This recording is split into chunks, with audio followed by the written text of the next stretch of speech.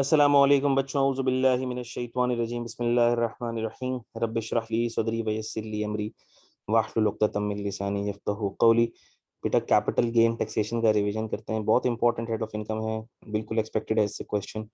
Recap कर रहे हैं हम। सबसे पहले इसके अंदर इंपॉर्टेंट चीज़ क्या है, कैपिटल एसेट की डेफिनेशन। कैपिटल एसेट क्या है? Property of any kind held by a person. सारी प्रॉपर्टी इसमें पहले सबसे पहले ऐड हो गई, वेदर और not connected with business, personal भी बिजनेस भी सब ऐड हो गई। अब एक्सेप्शंस एक एक करके बाहर करता जा रहा है। क्या एक्सेप्शन है sir? Business inventory, business inventory ये कैपिटल एसेट नहीं है, और हमें पता है ये कैपिटल एसेट नहीं है क्योंकि बिजनेस इन्वेंट्री की जो सेल है वो तो वैसे ही इनकम फ्रॉम बिजनेस में जाती है।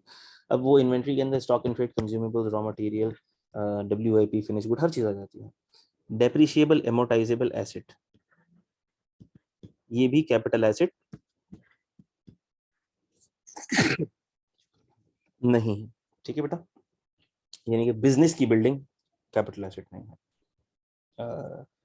कोई भी बिजनेस की मशीनरी कैपिटल एसेट नहीं, बिजनेस का फर्नीचर फिक्सचर कैपिटल एसेट नहीं, बिजनेस एसेट है क्योंकि वो डेप्रिशिएबल एसेट है, ठीक है। लेकिन बिजनेस का लैंड वो डेप्रिशिएट नहीं होता, वो कैपिटल एसेट है, ठीक है। Any movable property held, movable property held for personal use, यानी पर्सनल मूवेबल एसेट्स, वो भी कैपिटल एसेट नहीं है। एक्सक्लूडिंग, लेकिन फिर एक्सक्लूड किया गया, फिर एक्सक्लूड मतलब एक्सक्लूजन, एक्सेप्शंस की लिस्ट से एक्सक्लूड करने का मतलब कि इंक्लूड कर दिया गया। 38 सबसेक्शन 5 के एसेट्स को इंक्लूड कर दिया गया। वो कौन से थे? वो स्पेसिफाइड एसेट्स थे, और वो ये वाले थे: painting, sculpture, drawing, other work of art, jewellery, manuscript, folio, book, postage stamp, first day cover, coin medallion, anti.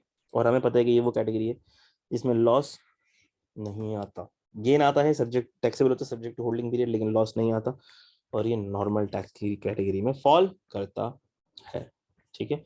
Other examples क्या हैं? Share of a private company, membership card, share in a partnership firm, immovable property, हमें पता है, mining rights, ये एक specific section की वजह से ये भी इसका पार्ट है, कैपिटल एसेट का पार्ट है, ठीक है। Holding period normal. अच्छा, अब हमें पता है कि कैपिटल गेन किन किन कैटेगरीज के अंदर, कैपिटल एसेट्स की कितनी कैटेगरीज होती हैं, हमें पता है कैपिटल एसेट की कितनी कैटेगरीज होती हैं। कैपिटल एसेट की एक है सेक्शन 37A वाली, सिक्योरिटीज, जो कि टैक्स स्ट्रक्चर है जिसका सेपरेट ब्लॉक ऑफ इनकम, और यूजुअली रेट लगता है 12.5% यूजुअली। फिर दूसरा है तुम्हारे पास सेक्शन 37(1)A, जो कि तुम्हारे पास है इमूवेबल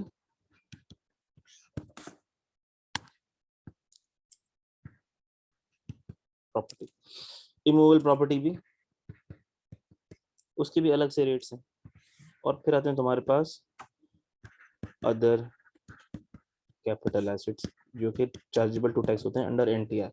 इस कैटेगरी में नॉर्मल होल्डिंग पीरियड एग्जेम्पशन लगती है। कौन सी वाली? अगर HP ग्रेटर देन 1 ईयर है, 25% कैपिटल गेन, ये वाली नॉर्मल होल्डिंग पीरियड की एग्जेम्पशन पिछली दो कैटेगरीज पे नहीं लगती। इमूवेबल प्रॉपर्टी की अपनी होल्डिंग पीरियड की एक चार्ट है, उसके हिसाब से वो लगता है। और सेक्शन 37A के रेट्स आपको पता है आमतौर पर 12.5% है। अगर 1 जुलाई 2013 से पहले कोई शेयर लिया हुआ है तो वो 0% पर टैक्सेबल होता है, ठीक है भाई, यानी कि एग्जेम्प्ट है। चलो, तो ये मैंने आपको बता दिया। Holding period of capital asset normal वाला 25% capital gain exempt, 75% taxable. Specified वाला सेपरेट ब्लॉक ऑफ इनकम वाला 37A वाला देख लो, 12.5% यूजुअली फीफो रूल अप्लाई होता है। और हमें पता है कि फीफो रूल किस तरह एप्लीकेबल होता है, बहुत सिंपल सी बात है। लेकिन फीफो एक ही एक्सेप्शन है, अगर शेयर्स परचेज हुए हैं सेम ट्रेडिंग डे में तो उसको एवरेज आउट करोगे। सेल के केस में नहीं, अगर सेम डे सेल हुए हैं तो नहीं, उसको एवरेज आउट नहीं करोगे, वो तो अपने रिस्पेक्टिव सेलिंग प्राइसेस के ऊपर उसका कैपिटल गेन निकलेगा। जो सेम डे परचेज हुए हैं उसको एवरेज करना पड़ेगा। एक्सपेंस अलाउ होगा, हाँ, 0.5% of purchase cost, 0.5% of selling price. आमतौर पर हमारी अजम्पशन ये होती है कि ये इम्पैक्ट फिगर्स में गिवन है। अगर सवाल के अंदर और कोई इंसिडेंटल एक्सपेंसेस दिए हुए हों तो उसको इग्नोर मार के फिर ये कंप्यूट करना। अदरवाइज अजम्पशन कि भाई इसमें incidental expenses of 0.5% of purchase cost and 0.5% of selling price, it has been assumed that these are included in the given figures. इस तरह से assumption लिख सकते हैं, या एग्जामिनर खुद ही अज्यूम करता है कि ये चार्जेस इसमें बिल्ट इन है और वो अलग से ट्रीटमेंट नहीं कर रहा होता। अच्छा भाई, 37A में चीजें क्या क्या आती हैं ये आपको याद होना चाहिए, जिसमें हमारे लिए सबसे इंपॉर्टेंट है शेयर्स ऑफ पब्लिक कंपनी, बाकी चीजें भी आपको याद होनी चाहिए। Capital gain on immovable property, immovable property के अंदर भी हमने कुछ चीजें देखी थी कि हमने कहा था इमूवेबल प्रॉपर्टी। अब सर इमूवेबल प्रॉपर्टी दो तरह से हो सकती है, एक तो पर्सनल, और पर्सनल भी लैंड भी हो सकती है और बिल्डिंग भी हो सकती है, और ऐसे भी हो सकता है कि इमूवेबल प्रॉपर्टी बिजनेस की हो। बिजनेस भी इंडिविजुअल बिजनेस हो सकता है, लेकिन बिजनेस बिजनेस एंटिटी ओन करती है उसको, ये बिजनेस की बिल्डिंग हो, बिजनेस का लैंड हो और बिजनेस की बिल्डिंग। पर्सनल लैंड है उसका डिस्पोजल जाएगा कैपिटल गेन में क्योंकि कैपिटल एसेट है। पर्सनल बिल्डिंग इसका गेन भी जाएगा कैपिटल गेन में क्योंकि कैपिटल एसेट है। बिजनेस का लैंड ये कैपिटल एसेट है, इसका डिस्पोजल जाएगा कैपिटल गेन में क्योंकि डेप्रिशिएबल एसेट नहीं है। लेकिन बिजनेस की बिल्डिंग है द डेप्रिशिएबल एसेट और इसका डिस्पोजल कहाँ जाता है, ये बिजनेस एसेट है इसलिए इसका डिस्पोजल जाता है बिजनेस इनकम के अंदर। ठीक है, ये कैपिटल गेन में नहीं जाता है, ये बातें हमें पता है सारी की सारी, सिर्फ रिकैप करनी थी। इमूवेबल प्रॉपर्टी के केस में होल्डिंग पीरियड ये एग्जाम्पशन है up to 1 year 100% taxable, 1 to 2 75, 2 to 3 50, 3 to 4 25%। ये सेपरेट ब्लॉक ऑफ इनकम में टैक्स होता है, पता होना चाहिए आपको। सबसे पहले आप होल्डिंग पीरियड के हिसाब से उसका गेन कम कर दोगे, मिसाल के तौर पर आपने 75% टैक्सेबल कर दिया।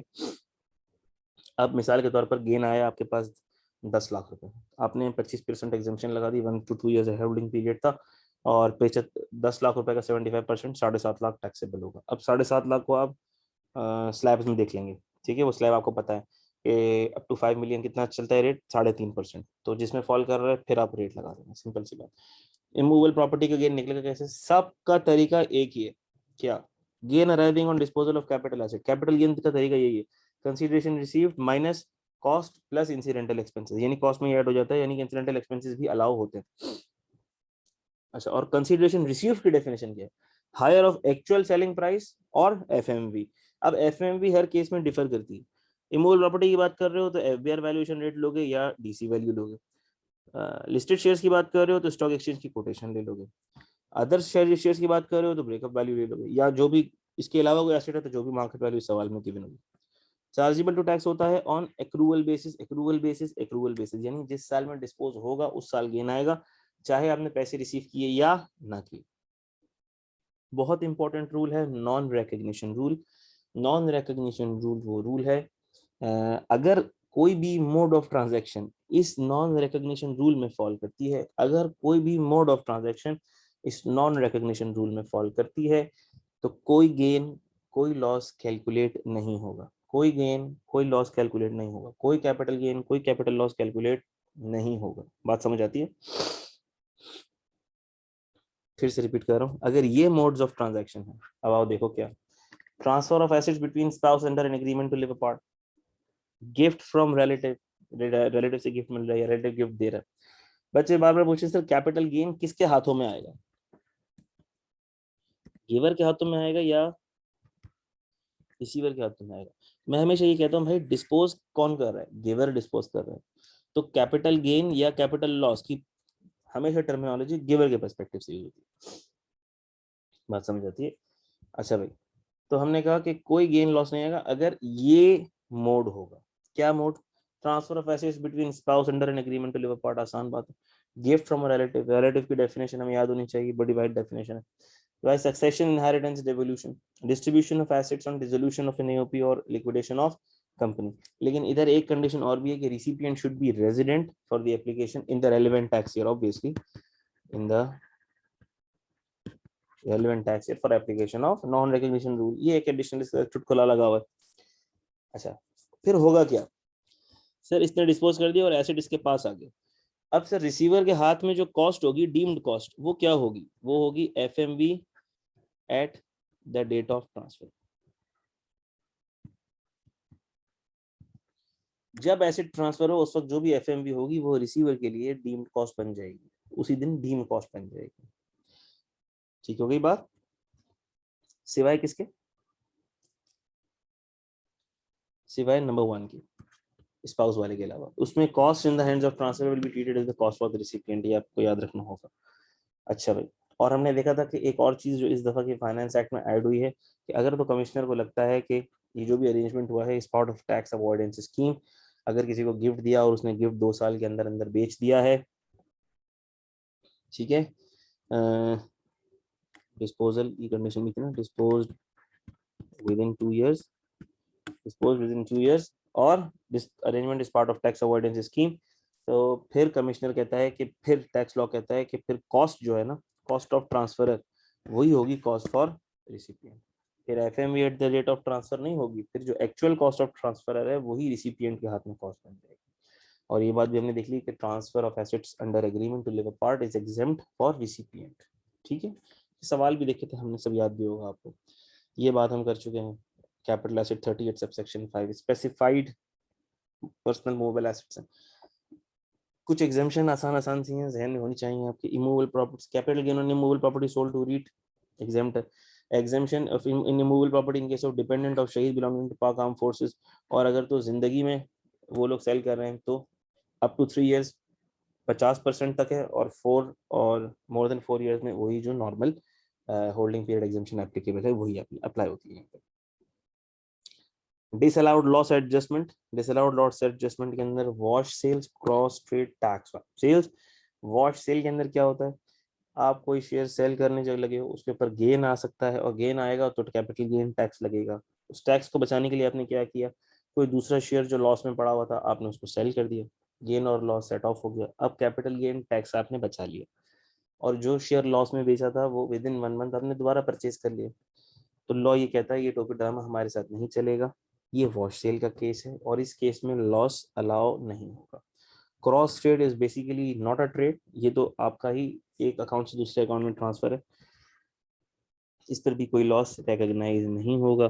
टैक्स स्वैप सेल के अंदर वही वॉश सेल वाली हरकत है, लेकिन इस केस में जो आपने शेयर्स बेचा और लॉस रिकॉग्नाइज किया ताकि कैपिटल गेन टैक्स आप बचा सकें, आपने बेसिकली वही शेयर नहीं खरीदा, आपने उसी इंडस्ट्री में कोई और शेयर खरीद लिया ताकि आपका पोर्टफोलियो सेम रहे। तो सांप भी मर गया लाठी भी नहीं टूटी। और वॉश सेल वाली जो रिस्ट्रिक्शन थी कह लो, उससे भी हम बच गए। तो टैक्स वाले ने कहा तुम बचे नहीं, तुम एक और रिस्ट्रिक्शन में आ गए टैक्स स्वैप से, ये भी मना है, ये भी मना है।